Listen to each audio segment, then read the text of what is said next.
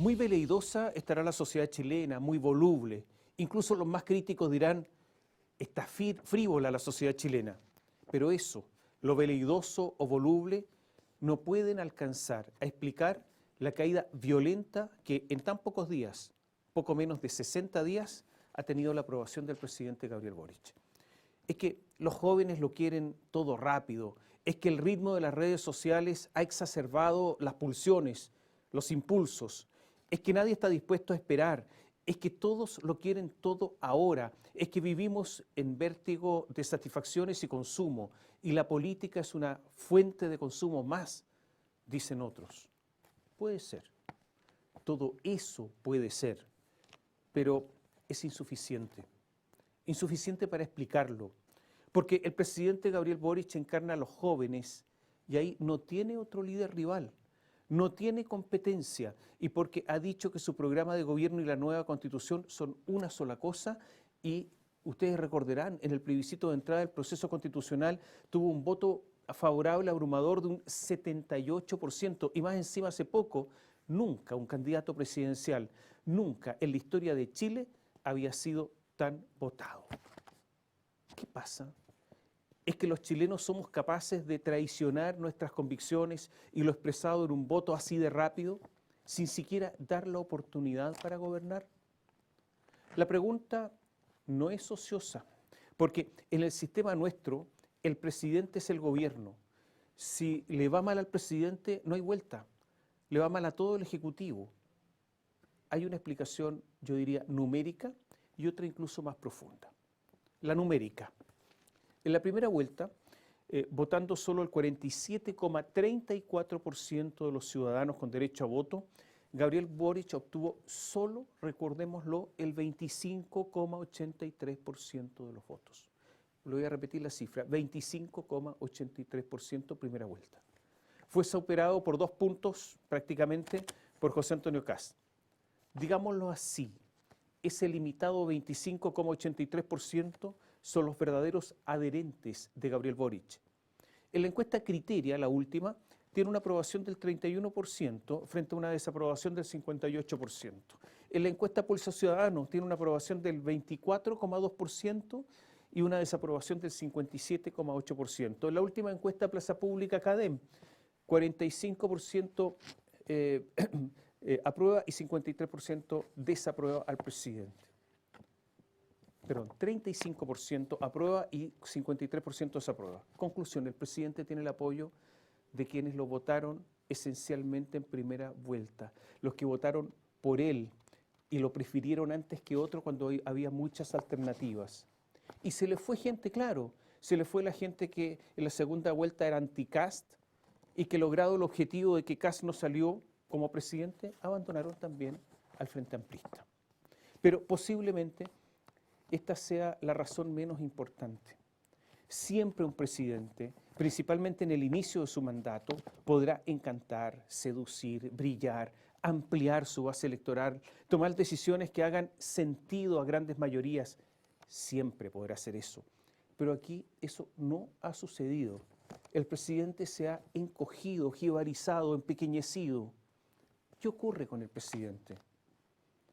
Resulta un lugar común, por ser una convicción ampliamente compartida por los demás, que el bien más escaso en Chile es por lejos la confianza. ¿Qué es la confianza? Eso de creer que una persona va a actuar de determinada manera, que si conocemos sus convicciones, va a actuar conforme a ellas. La confianza, cuando se trata de una persona, la transforma en alguien, a esa persona, en alguien completamente predecible, aburridamente previsible. Y eso en política otorga tranquilidad, calma, satisface expectativas y no produce desilusión. Y para los más extremistas en la política simplemente no provoca una traición. Es posible que sea esta la explicación mayor de la caída del presidente Gabriel Boric. Ha perdido la confianza de muchos y no ha logrado obtener la de otros.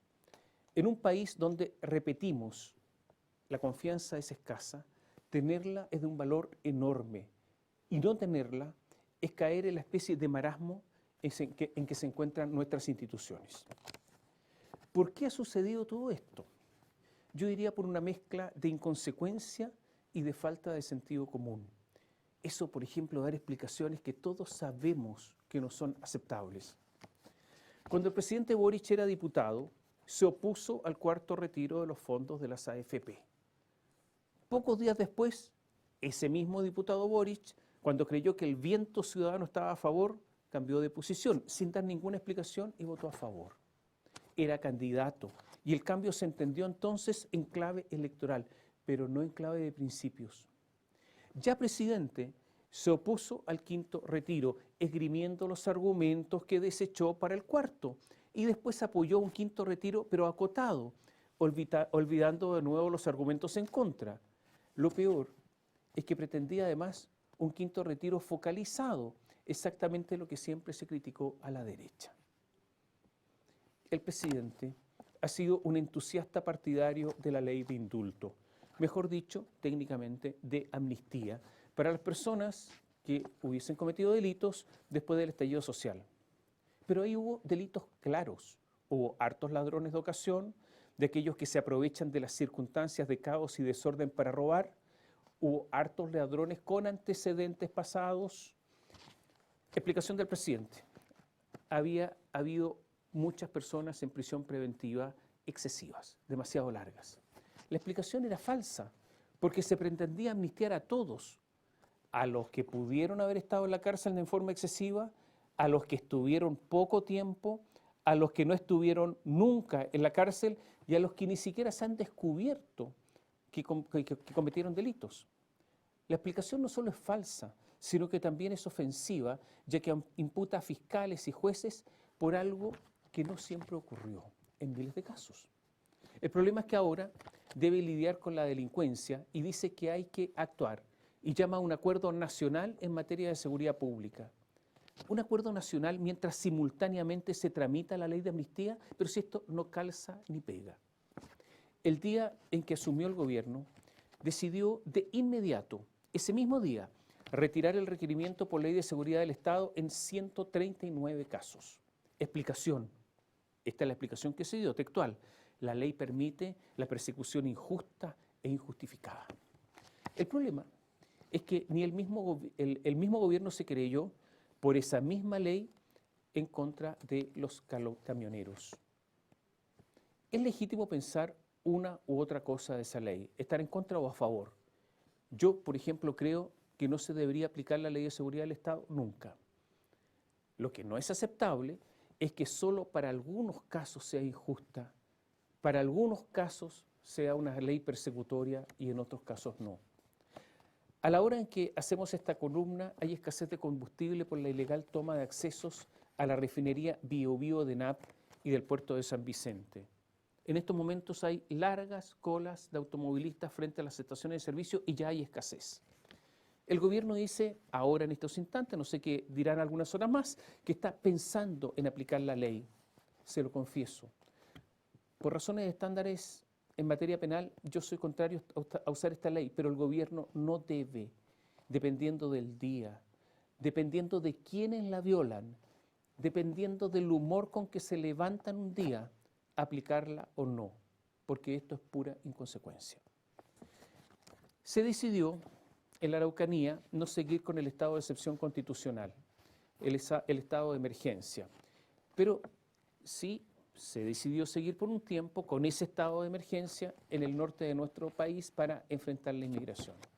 Pero no cabe la menor duda que en el sur la situación en materia de seguridad pública es infinitamente más grave.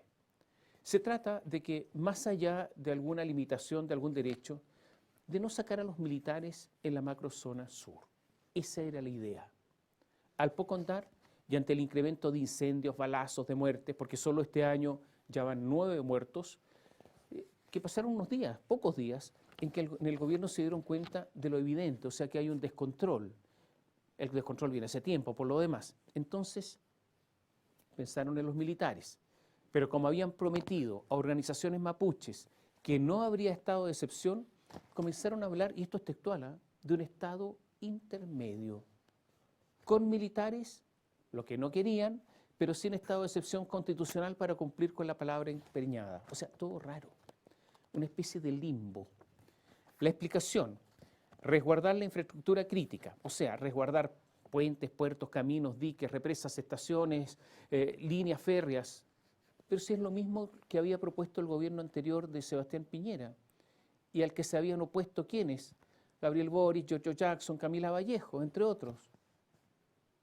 Entonces, esta ambivalencia es la que no se entiende. Va a haber militares en estado de excepción, van a resguardar infraestructura crítica, pero antes no se quería. Leo a Gabriel Boric, cuando estaba en la Cámara de Diputados, dijo: hoy en la Cámara de Diputados hemos rechazado el mal proyecto de infraestructura crítica que otorgaba funciones represivas de seguridad pública militares y la indigna propuesta de aumento de sueldo mínimo de solo 1.500 pesos. Cuando se trabaja con unidad se nota, seguimos con un punto de exclamación. Otra vez, Gabriel Boric dijo: militarizar la Araucanía nunca ha sido una solución. Declaración de Camila Vallejo en su tiempo: el gobierno sigue insistiendo en su desviación autoritaria. Utilizar a las Fuerzas Armadas en el supuesto resguardo de la infraestructura crítica solo servirá para más abusos de poder. Hay muchos ejemplos de declaraciones en este sentido. Con esta especie de limbo que se propone, este estado intermedio del que se habla, la verdad es que Giuseppe Tomasi di Lampedusa estaría orgulloso de sus aventajados alumnos criollos. Si hay algo de lo que el gobierno sabe, yo diría, es de estudiantes y sus reivindicaciones. ¿Cuál fue la promesa? Condonar a todos los deudores del crédito con aval del Estado, el famoso CAE. Pero resulta que ahora el presidente dice otra cosa. Dice que será una condonación progresiva, de a poco, y además agregó algo: con incentivos para continuar el pago, porque si no se hace, o sea, si no hay incentivos, dejarían de pagar. Pero si los quería condonar, voltereta importante en solo algunos días. En materia de seguridad, la ambivalencia se debe ¿a qué? A que existe un convencimiento ideológico del que los victimarios son también víctimas, ya sea de la sociedad, ya sea del barrio, ya sea de su familia, de algo o de alguien. O sea, tienden a igualar al victimario que mata, hiere o roba con la víctima asesinada, herida o robada, porque todos son víctimas. Y si el victimario lo es, ¿cómo se le puede perseguir y sancionar con dureza? A propósito de los balazos en el barrio Meix, el 1 de mayo, en que una periodista fue baleada en el rostro, el presidente condenó los hechos, pero agregó, textual: corresponde a un gesto de violencia entre gente con necesidades. Y ahí está exactamente la explicación. Todos son víctimas. Al final, como muchos en la Facultad de Derecho de la Universidad de Chile, así lo dicen por lo menos los que allí estudiaron, Fernando Atria y sus seguidores como Boric justifican la violencia en determinadas circunstancias, argumentando en la excepción en la aplicación del derecho. Por eso tanta ambigüedad, tanta duda y tanta contradicción. Entre demasiadas idas y vueltas, en pocos días están los cargos de embajadores en países importantes otorgados a amigos, algo que dijeron que nunca se produciría. Las vaguedades sobre la caracterización de presos políticos mapuches. Ahora se está hablando menos de eso, ya no hay presos políticos mapuches, pero se habló mucho de eso. El Gualmapu, que también usted lo percibirá, ha ido perdiendo intensidad en los últimos días. La expresión presos de la revuelta, que ya no se pronuncia con tanto ímpetu. O ese asunto de las AFP, que iban a desaparecer, que después se quedan, que los fondos de pensiones serían administrados por un ente único, que después serán de libre elección. ¡Qué confusión! De hecho ha habido tantos saltos sin ninguna, yo diría saltos sin ninguna plasticidad, en una materia que el gobierno ha definido como fundamental, que la sospecha es que simplemente no hay convicciones, no hay estudios, no hay plan, y que el plan recién se está haciendo, se está confeccionando, usando una expresión además que criticaron, detestaron por tantos años, en la medida de lo posible. Se pensaba también que había una reforma tributaria más o menos elaborada, pero ahora ya no se trata de aumentar la carga tributaria en 8 puntos, como decían. El objetivo es menor y no se sabe cómo. No hay plan tampoco tributario.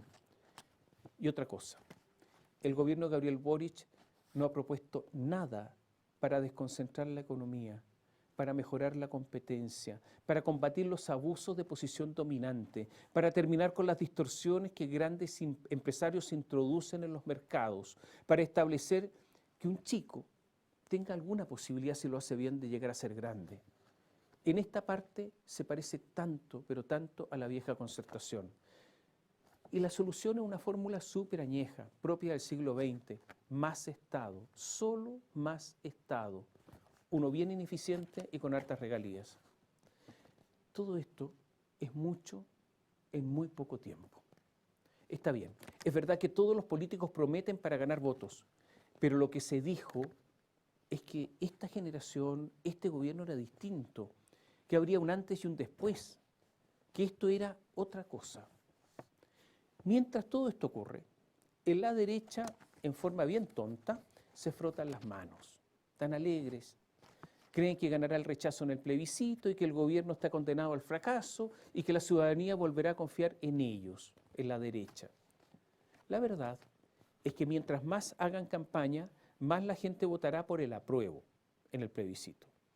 La derecha, con esa vocación por los grandes empresarios, con esa afición por considerar solo a los que tienen plata, por eso de creer que el poder que da el dinero puede competir con el poder que dan los votos, lo que es absolutamente antidemocrático, por esa mentira que nos contaron de que el mérito funcionaba, por esa falsedad de intentar convencernos de que estábamos a punto de ser desarrollados, por el desprecio por la cultura y las humanidades, por su rusticidad y en muchos casos, por su ofensiva mala educación, nada tiene que hacer, que se sigan frotando las manos.